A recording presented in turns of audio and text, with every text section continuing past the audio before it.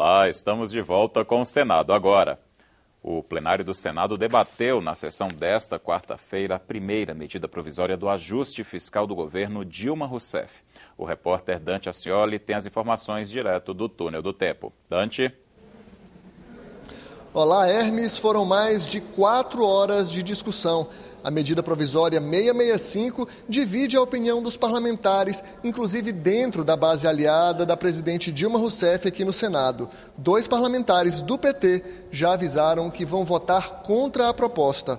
O texto muda as regras para a concessão de 2 benefícios dos trabalhadores, o seguro-desemprego e o abono salarial. O texto, que já foi aprovado pela Câmara dos Deputados, faz parte do pacote de ajuste fiscal enviado pelo Poder Executivo. A votação aqui no Senado ficou marcada para a próxima terça-feira, dia 26 de maio.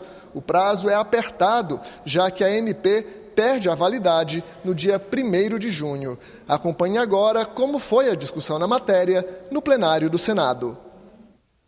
A medida provisória muda as regras para a concessão de 2 benefícios dos trabalhadores, seguro-desemprego e abono salarial. Nem o relator, que é do partido da presidente, estava confortável para defender a matéria. Eu acho que o governo errou a medida que mandou a medida provisória sem discutir com os trabalhadores, sem discutir com as lideranças das centrais sindicais e sem discutir com os interessados no assunto. A economia precisa passar por um ajuste, mas não podia ser sobre os direitos e os interesses dos trabalhadores. A oposição criticou a proposta do governo. Combater o desequilíbrio fiscal com aumento de juros, com aumento de tributos e retirando direitos dos trabalhadores só fará agravar a situação de letargia em que se encontra a economia brasileira. As galerias do Senado estavam lotadas quando o líder do PT defendia a medida provisória.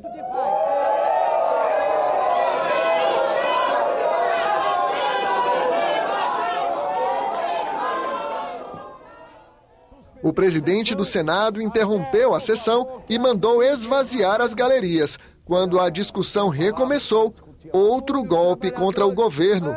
Um grupo de 11 senadores, entre eles 5 de partidos aliados, anunciou que votaria contra a medida provisória.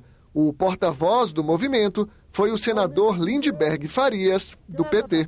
Não dá para falar de ajuste fiscal em cima de trabalhadores e aposentados. O líder do PSDB foi além. A presidente Dilma mentiu ao povo brasileiro de forma deliberada, de maneira consciente. Não é uma medida que retira direitos, é uma medida que faz adequação à legislação. E isso nós precisamos fazer. O texto que está no Senado é diferente do original enviado pelo Poder Executivo. Pela regra atual, o seguro-desemprego é pago a quem trabalha por 6 meses antes de ser demitido. No texto original, o governo queria que o trabalhador comprovasse ter recebido salário em 18 dos 24 meses anteriores à demissão. Com as mudanças aprovadas na Câmara, a regra fica assim.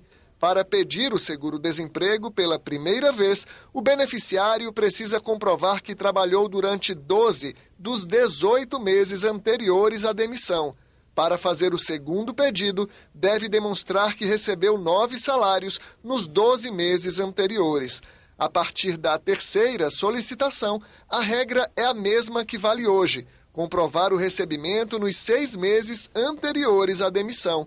O empregado também deve frequentar curso de qualificação no Programa Nacional de Acesso ao Ensino Técnico e Emprego, o Pronatec. No caso do abono salarial, o benefício de um salário mínimo anual é pago ao trabalhador que recebeu, em média, 2 salários mínimos por mês. Pela lei em vigor, tem direito ao abono quem trabalhou pelo menos 30 dias com carteira assinada no ano. O governo queria ampliar esse prazo para 180 dias e que o benefício fosse proporcional ao tempo de serviço, como funciona no caso do 13º salário. A Câmara manteve o pagamento proporcional, mas reduziu o prazo de trabalho de 180 para 90 dias. O plenário aprovou ainda a indicação de Gustavo Vale da Rocha para o Conselho Nacional do Ministério Público. Horas antes, o advogado foi sabatinado pela Comissão de Constituição e Justiça. Entre outras funções, o Conselho fiscaliza a atuação de promotores e procuradores. Os senadores da CCJ aprovaram também em votação simbólica o reajuste dos servidores do Judiciário Federal. O projeto aprovado pela Comissão de Constituição e Justiça beneficia 120 mil servidores do Judiciário Federal. O reajuste médio é de 59% no vencimento básico, que será pago em 6 parcelas até 2017. Este ano, o impacto é de 1 bilhão e 400 milhões de reais nos cofres da União. A proposta segue para o plenário. Os servidores que acompanharam a votação comemoraram. Aprovado. Presidente. Aprovado o relatório. Senadores disseram que o aumento é justo. A última reposição efetiva das perdas acumuladas pelos servidores do Judiciário Federal deu-se com a aprovação de uma lei de 2006, parcelada até dezembro de 2008. Então, há uma defasagem salarial existente no Poder Judiciário. Na primeira parte da reunião, a comissão analisou a indicação do advogado Gustavo Vale da Rocha para o Conselho Nacional do Ministério Público. Ele foi indicado pela Câmara e é advogado do presidente da Casa, Eduardo Cunha. Por isso, os senadores perguntaram se ele teria independência. O presidente da Câmara, o deputado Eduardo Cunha, ele é um investigado, está na qualidade de investigado pelo MPF. Mas esse não é o problema. É atribuição do PGR, inclusive, investigar cada um de nós. O problema é que ele tem se declarado, em diversas ocasiões, insatisfeito com a atuação do Procurador-Geral da República, ao ponto de chegar a declarar à imprensa, em entrevista ao jornal o Globo, abre aspas, estou em guerra aberta com o Janot. Eu queria que fosse esclarecido aqui como não interpretar essa designação de Vossa Senhoria como uma movimentação no sentido de articulação do presidente da Câmara dos Deputados contra uma instituição do Estado Democrático de Direito, que é o Ministério Público Federal. Não atuo em nenhum caso em que o deputado Eduardo seja processado criminalmente, não atuo em qualquer processo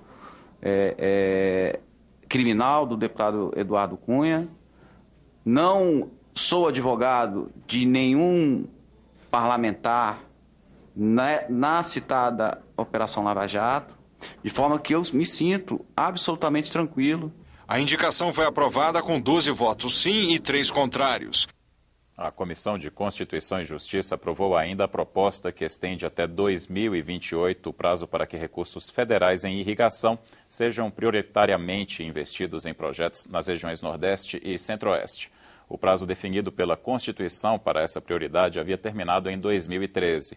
O texto aprovado pelos senadores obriga a União a aplicar dos recursos destinados à irrigação 50% na região Nordeste, preferencialmente no semiárido, e 20% na região Centro-Oeste. A proposta tem que passar pelo plenário. Governadores de vários estados se reuniram com os presidentes do Senado e da Câmara nesta quarta-feira para debater o Pacto Federativo. Na chegada, os governadores sinalizaram as prioridades da pauta. O que queremos? Ter uma capacidade de contribuir para a retomada do crescimento do Brasil. A economia está esfriando muito mais do que se imagina e vejo que tem duas formas aí de ajudar um pouquinho nesse momento para salvar o emprego, desemprego muito grave. Uma é comércio exterior, exportação, a outra é logística e infraestrutura. Nós temos também essa questão de dívidas herdadas do governo anterior. Então, dívida previdenciária, dívidas de empréstimos que têm juros altíssimos. 23 governadores, 3 vice-governadores e o secretário de Fazenda do Rio de Janeiro participaram do encontro. Eles reclamaram da falta de recursos para governar e pediram uma repactuação das obrigações orçamentárias.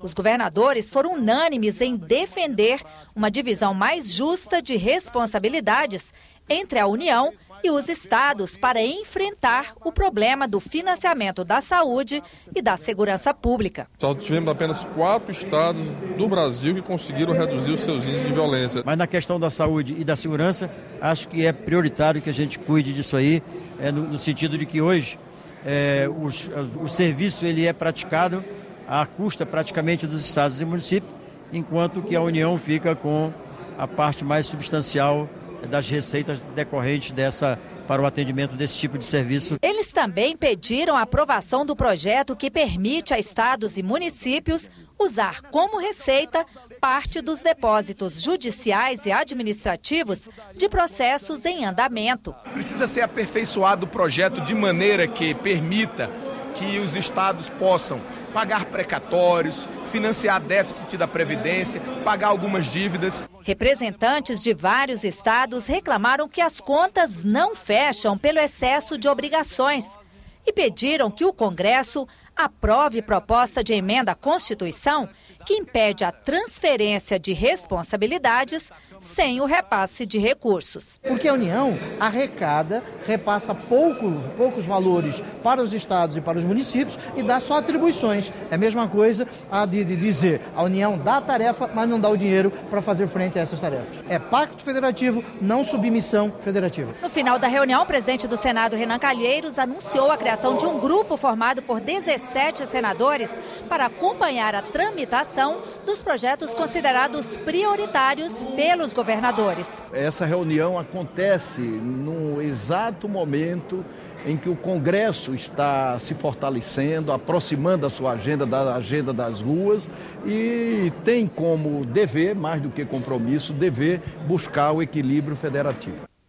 A comissão do Senado que vai acompanhar a tramitação dos projetos sobre o Pacto Federativo terá o senador Walter Pinheiro como presidente, a senadora Simone Tebet como vice-presidente e o senador Fernando Bezerra Coelho como relator. E o presidente Renan Calheiros vai à Câmara dos Deputados ainda esta semana para definir o encaminhamento conjunto das matérias consideradas prioritárias. Repercutiu entre os governadores a proposta do Conselho de Política Fazendária para a unificação das alíquotas do ICMS. No início da manhã desta quarta-feira, senadores e o ministro da Fazenda, Joaquim Levy, se reuniram para discutir a sugestão, que já teria o apoio da maioria dos estados. Mas para aprovar o texto, os parlamentares querem garantias, como a criação de fundos para compensar as perdas de arrecadação dos estados e reduzir as desigualdades regionais. Os senadores negociam condições para aprovar o projeto que unifica as alíquotas do ICMS, entre elas a convalidação de incentivos fiscais concedidos pelos estados para atrair empresas e a criação de 2 fundos, um para garantir o desenvolvimento regional e o outro para compensar perdas de arrecadação. O Ministério ainda não tem a consolidação dessas perdas. O Ministério sinaliza que até o final do mês de maio nós estaremos conhecendo quais são os ganhos e as perdas, mas é evidente que todos perdem. Então, só a partir daí é que nós poderemos estar transigindo e dialogando de maneira mais concreta. Deverá apresentar os primeiros números e nós vamos nos debruçar para fechar o projeto de resolução e esperar também o envio desse mecanismo de equalização, porque o fundo ou programa de investimento será que ter uma proposição do Executivo, já que é aumento de despesa, e nós queremos, até o meio do ano, ter votado no Senado essas 2 matérias. Não é fundo constitucional, é lei. Quem é que vai acreditar que o governo vai exatamente cumprir a lei, sendo que o primeiro ponto que eles contingenciam é exatamente isso? Todos os estados aqui vão ficar cada vez mais na dependência da União. O problema não é nem valor de quanto do fundo, o problema é a segurança dos recursos a serem compensados após aprovar. Essa é a dificuldade. O ICMS gera uma receita de mais de 300 bilhões de reais por ano. O projeto de resolução que altera a cobrança do imposto está em análise no Senado desde 2013. Chegou a ser aprovado na Comissão de Assuntos Econômicos, mas não avançou por falta de acordo. Na semana passada, ganhou força uma proposta apresentada pelo Conselho Nacional de Política Fazendária, que reúne secretários estaduais de Fazenda sob o comando do ministro Joaquim Levy. A proposta do CONFAS prevê a redução gradual das alíquotas até chegar a 4% para produtos que saem do Sul e do Sudeste. A mesma porcentagem será aplicada às mercadorias do Norte, Nordeste, Centro-Oeste e Espírito Santo, com destino às demais regiões, exceto para produtos agropecuários e industrializados, que terão a alíquota de 7%. No caso do gás boliviano, que passa por Mato Grosso do Sul, e dos produtos da Zona Franca de Manaus, o ICMS será de 10%. Para os bens de informática, 7%. Segundo o líder do governo no Senado, a nova proposta já conta com o apoio de 24 estados. A guerra fiscal não funciona mais. Ela vai criar problemas sérios, ela traz insegurança jurídica. Ou seja, ninguém vai investir nos estados. Precisamos discutir essa situação. Sou a favor do fim da guerra fiscal, mas se ela existir, nós temos que participar. É importante para a reforma do ICMS os dois fundos, o fundo de compensação e o fundo de desenvolvimento. Sem os fundos não tem reforma. Essa proposta dá garantias ao Amazonas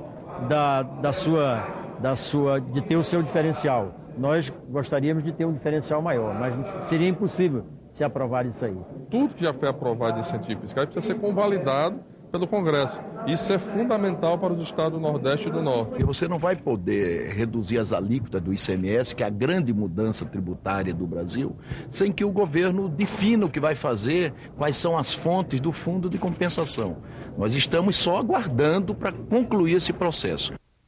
Reduzir a cobrança de ICMS de pessoas e empresas que investem na geração da própria energia. É o objetivo de projeto aprovado nesta quarta-feira pela Comissão de Infraestrutura. A matéria segue agora para a Comissão de Assuntos Econômicos. Hoje, graças a uma decisão do Conselho Nacional de Política Fazendária, é cobrado ICMS sobre o montante total de energia produzido, penalizando quem investe na produção para consumo próprio. Pelo texto aprovado na Comissão de Infraestrutura, o imposto incidiria apenas no excedente vendido às distribuidoras. Se nós tributarmos esse excedente, nós estaríamos trazendo um prejuízo muito grande ao produtor. Sem essa tributação do ICMS, vai garantir e estimular para que ele possa continuar produzindo energia para si próprio e também com excedente para o resto do país. A Comissão de Infraestrutura definiu ainda as políticas públicas a serem analisadas em 2015. São elas o Plano Nacional de Recursos Hídricos e o Plano Nacional de Logística de Transporte. Os relatores serão os senadores Fernando Bezerra, do PSB de Pernambuco, e Wellington Fagundes, do PR do Mato Grosso. Se futebol já é assunto controverso, imagine uma medida provisória sobre ele. A MP 671 foi editada para refinanciar as dívidas dos times com a União, mas incluiu exigências que os devedores não estão dispostos a aceitar. Nesta quarta-feira, a Comissão de Senadores e Deputados que analisam a matéria ouviu representantes da CBF e o ministro do Tribunal Superior do Trabalho. Um dos focos do debate desta quarta-feira foi o cumprimento de obrigações trabalhistas por parte dos clubes. Segundo o ministro do TST, a medida provisória não é clara. Entro já no artigo 4º e prendo-me a uma primeira questão que diz com a regularidade das obrigações trabalhistas. O primeiro questionamento, quem atestará esta regularidade? Na terça-feira, o representante do Bom Senso Futebol Clube alegou que a adesão dos times à MP é totalmente opcional. Um dia depois, a Confederação Brasileira de Futebol contestou. Espontâneo é a adesão ao parcelamento. A medida provisória, não, salvo se os clubes reconheçam que vão romper a unidade do futebol brasileiro e ter duas competições, uma oficial e uma não oficial. É evidente que o governo só pode dar um parcelamento se houver contrapartida, que faça adequação do modelo de gestão, de transparência, de pagamento prioritário aos trabalhadores e jogadores, uma questão central, mas só pode ser ao aderente.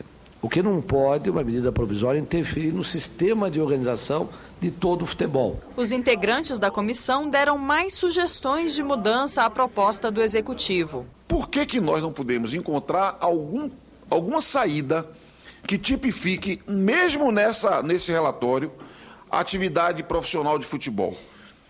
Falamos de contrato especial. Como tipificar para quê? Para romper com essa tsunami de dívidas trabalhistas que se converte no mais grave problema do endividamento dos clubes. Esta seria a última audiência pública, mas a presidência da comissão acatou 2 requerimentos para que ainda sejam ouvidos representantes de algumas torcidas organizadas. Eu conversava com o relator, ele está com o relatório prévio já formado na cabeça e, se Deus quiser, até o dia 27 nós vamos estar com esse relatório pronto. Mas é importante que possamos ouvir ainda o representante dos torcedores. Foi instalada nesta quarta-feira uma subcomissão para fiscalizar obras inacabadas ligada à Comissão de Fiscalização e Controle do Senado. O colegiado de 5 senadores vai acompanhar o investimento de recursos federais em empreendimentos que não foram concluídos e apontar quais as causas e a responsabilidade por essa interrupção. A subcomissão deve ainda propor medidas legislativas para corrigir esse quadro. Foram eleitos os senadores Ataídes Oliveira como presidente, Valdir Raupp como vice e Douglas Sintra como relator. Estudantes, sindicalistas, políticos e membros da Ordem dos Advogados do Brasil e da Confederação Nacional dos Bispos do Brasil participaram nesta quarta-feira de uma manifestação em Brasília contra o financiamento privado de campanha. Eles marcharam por toda a esplanada dos ministérios até o Congresso Nacional. Integrantes do movimento de combate à corrupção eleitoral se reuniram com parlamentares. Eles vieram mostrar as 700 mil assinaturas que já foram colhidas para um projeto de lei de iniciativa popular para a reforma política. Essas assinaturas elas servem de suporte para um projeto de lei da reforma política. Uma reforma política contrária ao que está sendo defendido por setores da Câmara, que querem aprovar o distritão e o financiamento empresarial. Nós não aceitamos isso. Nós queremos eleições baratas, com a sociedade fazendo pequenas doações. Por que as eleições precisam virar corridas econômicas como hoje? Além disso, somos contra o distritão, porque para nós cria verdadeiras oligarquias políticas. Foi o que nós viemos fazer e depois disso eu tive a oportunidade de vir aqui tratar com alguns senadores como Randolfo Rodrigues sobre a importância desse projeto para o Brasil. Multas de trânsito poderão contribuir com o caixa do Sistema Único de Saúde. A Comissão de Assuntos Sociais aprovou o projeto que altera o Código de Trânsito nesse sentido. De acordo com dados oficiais, em 2010, nada menos que 205 milhões de reais foram gastos com despesas hospitalares de vítimas de acidentes nas ruas e rodovias do país. Pela legislação atual, a receita decorrente das multas de trânsito são aplicadas exclusivamente em engenharia de tráfego, policiamento e educação de trânsito. Esses recursos que fazem falta porque nós temos um sistema universal com o SUS, que é ótimo, que tem que existir, mas que ele precisa de um financiamento mais adequado. Um projeto de lei aprovado na Comissão de Assuntos Sociais prevê que 30% do valor arrecadado com as multas serão repassados ao SUS, via Fundo Nacional de Saúde. Em 2010, segundo dados do Ministério da Saúde, foram realizadas mais de 150 mil internações de pessoas acidentadas no trânsito. O projeto, de autoria do senador Eduardo Amorim, segue agora para a Comissão de Constituição, Justiça e Cidadania. A Comissão de Educação realizou uma audiência pública sobre anabolizantes, tema de projeto de lei do Senado. Existem muitas indicações médicas para o uso desses produtos no tratamento de distúrbios hormonais de crescimento e deficiências de testosterona. Também são usados no pós-operatório e em casos de queimaduras, entre outros. Mas como são substâncias que podem melhorar o desempenho atlético, a preocupação é com o mau uso. A representante da Anvisa lembrou que desde o ano 2000 está em vigor no Brasil a Lei 9.965, que exige que os esteroides ou peptídeos anabolizantes só sejam vendidos com receita médica que deve ser retida na farmácia e que na bula já vem um alerta para que não sejam usados por esportistas. Devido aos seus graves efeitos colaterais, os esteroides anabolizantes não devem ser usados para estimular as condições atléticas. Na própria bula do medicamento tem essa consideração.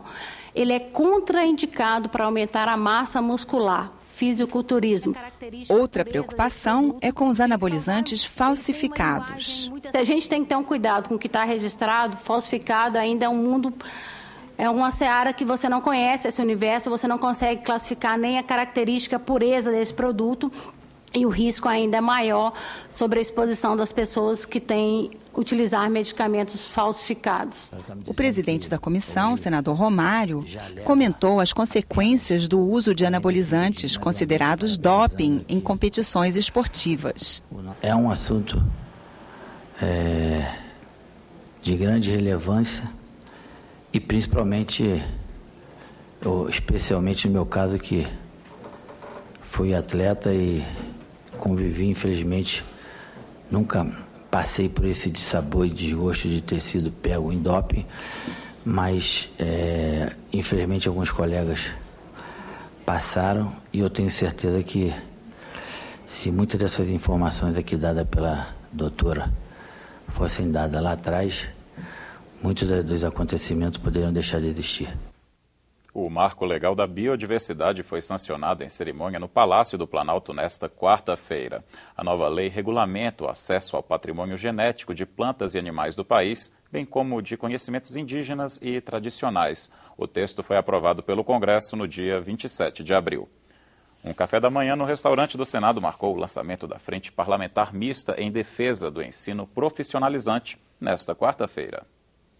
A frente já tem a adesão de mais de 200 parlamentares e pretende ampliar o acesso ao ensino técnico no país.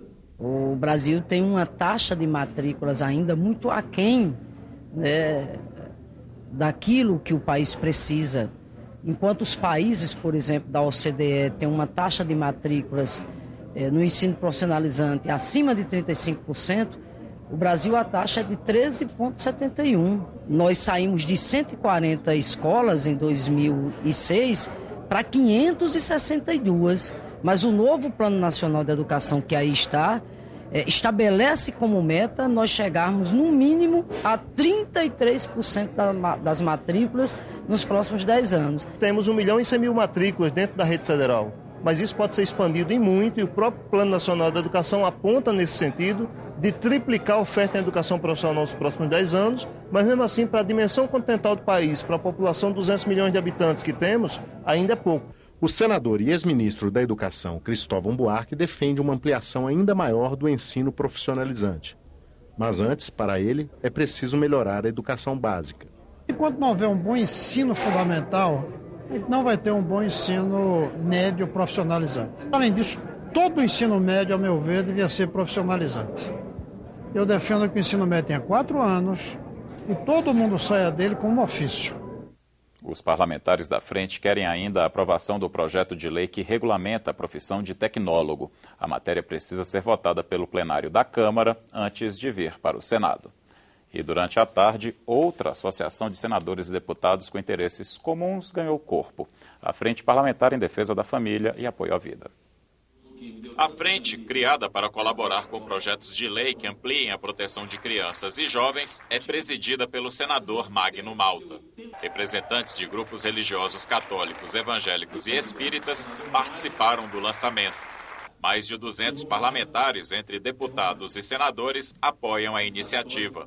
Para a senadora Ana Amélia, a frente será um espaço de debate democrático. A Frente da Família é um legítimo movimento de mobilização das pessoas que entendem que os valores de família pregados, seja pela religião, pela ideologia, são relevantes para você defender no Congresso Nacional. O Senado agora volta a qualquer momento com outras notícias. E se você quiser receber informações da programação da TV Senado, se inscreva no nosso canal do YouTube. Acesse youtube.com/TV Senado. Até a próxima!